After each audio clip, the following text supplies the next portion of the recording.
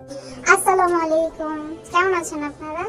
অনেকদিন পরে আপনাদের জন্য নিয়ে আসলাম কাঁচা পাকা আমের টক ঝাল মিষ্টি আচার, কোনো রকম রোদে দেওয়ার ঝামেলা ছাড়াই।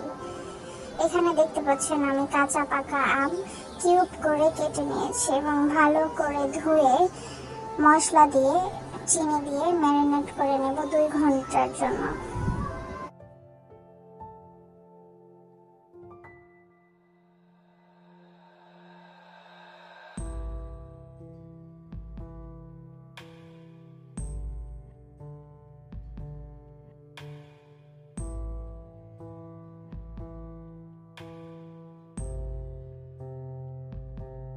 এদিকে আমটা খুব ভালো করে ম্যারিনেট করা হয়ে গেছে, আপনারা দেখতে পাচ্ছেন চিনি থেকে পানি বের হয়ে গেছে। এখন আমি একটা আচারের মশলা তৈরি করে নেব।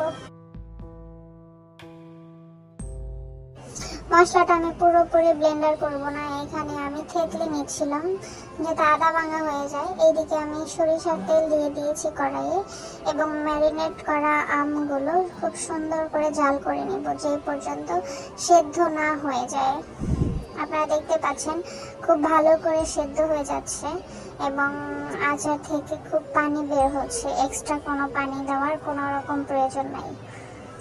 এরপরে আমি দিয়ে দেব মশলা, যেগুলো আমি নিজে তৈরি করেছিলাম কিছুক্ষণ আগে। মশলাটা দেওয়ার পরে খুব ভালো ঘ্রাণ ছড়াবে এবং আমি হাফ কাপের মতো ভিনেগার দিয়ে দিয়েছি। এতে করে কি হবে, আচারটা খুব নষ্ট হবে না, সারা বছর সংরক্ষণ করা যাবে। আচারটা যখন কমপ্লিট হয়ে যাবে তখন দেখতে পারবেন খুব সুন্দর ঘ্রাণ ছড়াবে।